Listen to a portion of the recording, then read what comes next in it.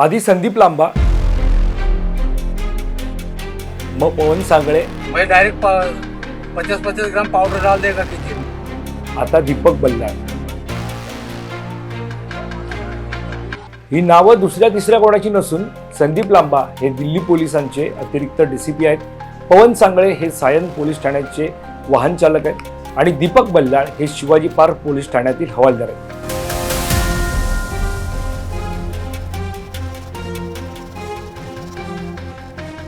सध्या या तिघांचे कारवाई दरम्यानचे व्हिडिओ सोशल मीडियावर प्रचंड व्हायरल होतात। धक्कादायक म्हणजे हे पोलीस असून ज्यांच्याकडे देशातील नागरिकांच्या सुरक्षेचं काम आहे, मात्र हेच पोलीस आता विद्यार्थी तरुणांवर खोटे गुन्हे दाखल करण्याची धमकी देत आहेत, तर आंदोलनादरम्यान महिलेला मारहाण करत असून महिलेचा विनयभंग झाल्याचा आरोप यांच्यावर होतोय।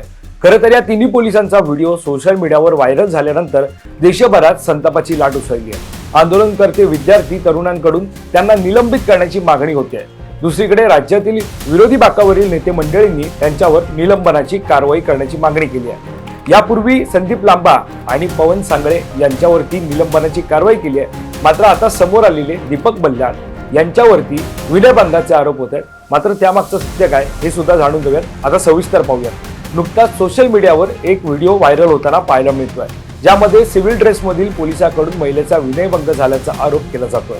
खरं तर व्हायरल व्हिडिओ हा दादरच्या आंदोलनादरम्यानचा आहे। ज्या पोलिसावर आरोप केले जात आहेत त्यांचं नाव दीपक बल्लाळ असून ते शिवाजी पार्क पोलीस ठाण्यात हवालदार म्हणून कार्यरत असल्याची माहिती मिळते आहे। व्हायरल व्हिडिओमध्ये दृश्यानुसार सिव्हिल ड्रेसमध्ये आंदोलन सोडवण्यासाठी आलेल्या पोलिसानं आक्षेपार्ह पद्धतीने महिलेला पकडलं। आंदोलन सोडवण्यासाठी गेलेल्या या सिव्हिल ड्रेसमधील पोलिसानं विद्यार्थिनीचा विनयभंग केला, धक्काबुक्की केली। अत्यंत संतापजनक पद्धतीनं या पोलिसानं या मुलीला धरून ठेवलं होतं असा आरोप त्यांच्यावर केला जातोय।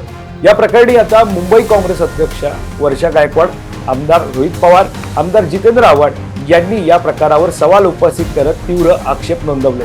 ही व्यक्ती पोलीस असेल तर अशा पद्धतीनं कारवाई करू शकते का? तात्काळ त्यांचं निलंबन करावी अशी मागणी एक पोस्टच्या माध्यमातून त्यांनी केलेली आहे। एकीकडे विरोधकांकडून तरुण मंडळी, विद्यार्थ्यांकडून या पोलिसांवरती आरोप होत असताना दुसरीकडे आता पोलिसांचं या सगळ्या प्रकरणांवरती स्पष्टीकरण समोर आलेलं आहे। व्हायरल व्हिडिओचा बेजबाबदारपणे चुकीचा अर्थ लावला जात असल्याचं पोलिसांचं म्हणणं आहे।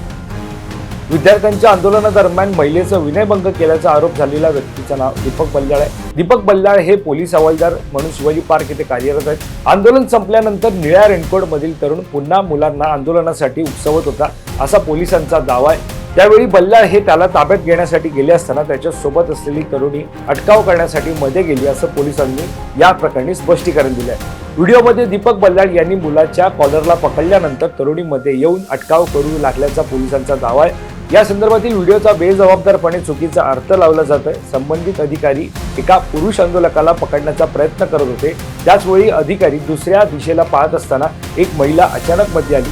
वरिष्ठ अधिकाऱ्यांनी या संपूर्ण घटनेची पडताळणी केली असून व्हिडिओचं अत्यंत बारकाईनं परीक्षण करून वस्तुस्थितीची खात्री केली आहे असं मुंबई पोलीस उपायुक्त कार्यालयाकडून सांगण्यात आलं आहे।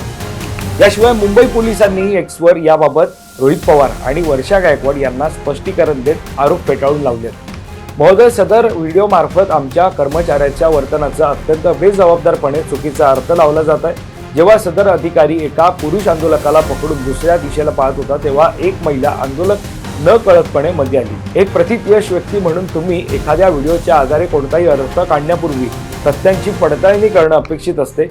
वरिष्ठ अधिकाऱ्यांनी सर्व तथ्यांची खात्री केली आहे असं पोलिसांचं म्हणणं आहे। दरम्यान सोशल मीडियावर व्हायरल होत असलेल्या व्हिडिओवरून पोलिसांवर विनयभंगाचे आरोप केले जात असताना हेच आरोप आता मुंबई पोलिसांनी फेटाळून लावले। याबाबत तुमचं मत काय हे आम्हाला कमेंट करून नक्की कळवा आणि या संदर्भातली अधिकची माहिती जाणून घेण्यासाठी तुम्ही आपलं महानगर लाईव्हला सबस्क्राईब करायला विसरू नका। धन्यवाद।